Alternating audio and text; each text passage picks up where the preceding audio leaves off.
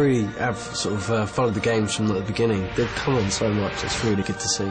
You can see in the game that huge amounts of effort goes into making it like the film. The team works very closely with the movie makers. What that relationship gives us is an ability to make a movie game that's so authentic. Particularly around Hogwarts, you really get a sense of the castle, the space. They give you a sense of the time of day. Not only can you play the game as Harry running through the castle, but you can also stop and look around. It's probably the most complete castle we've built yet. When you're playing the game and you see, Ginny as a character in computer form, it's so real. I think how they've developed it is so amazing. They're starting to look a lot like us now. All the moles and stuff, you can see it, it's really weird. It's like looking in a mirror because it is just so, perfect. When I first saw the video game characters, I was so impressed. The appearance and the likeness, I was just blown away. The characters in the game now actually deliver performance. That way we can tell the story and all the emotions of the story in a much more concise manner, I think. Using various technology that I will never understand, they have somehow managed to take my face and a performance and transpose it onto the screen. It's a very important thing that we can have characters that are believable. We want them to have feeling, to put that across in the game. You've been invited to join the Gryffindor Dueling Club. I love dueling. It's so much fun, just, throwing spells at your opponents. What's great is that when you play that, there is a huge amount of ducking and diving, and it's very fast-paced. There were certain points in the game where you'll have to come and play in the dueling club, and that'll be all part of your missions. If you're really into the fighting, then you can come and test out your combat, have little challenges. I duelled with Tom Felton, and I beat him 3 times. I'm sure that someone taught him some moves that I didn't know, so here I was sort of flapping my arms about endlessly, and he was just doing a little side thing. You swish down to the left, and it kept, taking half his life, and then another half, and then that was it. So there will be a rematch, mark my words. Time and potions wait for no man.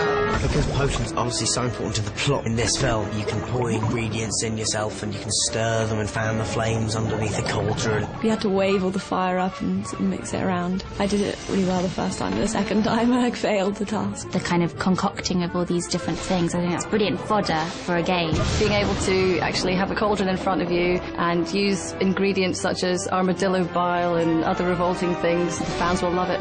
We're using the great themes of the story in the movie to make great gameplay, especially where Ron gets given a love potion, and Harry has to try and get him to the potions classroom.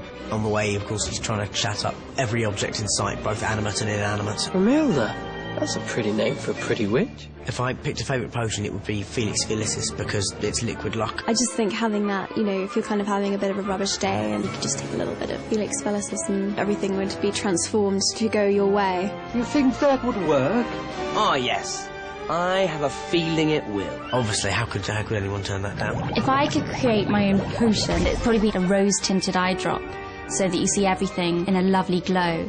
It would be Pesticidius, because that would be a potion that gets rid of mice and cockroaches in your house, which would be really useful, I think.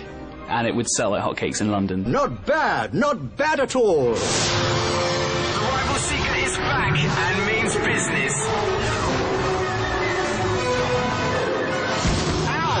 That looked like it hurt. This year is a really important year for Harry. He is the Quidditch captain. We've got him playing the Seeker in the Quidditch matches. It's kind of wonderful to be able to play Quidditch again without having to actually film it and be on a broomstick and endure the pain that involves. I saw what the Quidditch stand is going to look like as well. It's going to be pretty amazing. How can you have Potter without some good flying?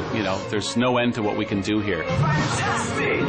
Some of the tricks and skills are pretty cool. There's lots of barging. It's quite physical, so it's going to be very like the movie in that respect.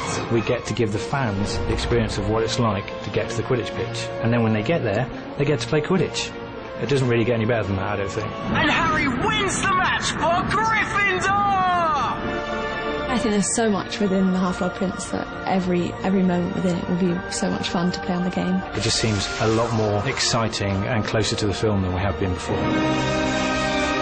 The thing I like about the games is, it gives me a chance to feel like I'm really performing the spells when you have a reaction from the screen. It really does give you a full experience of the Harry Potter world.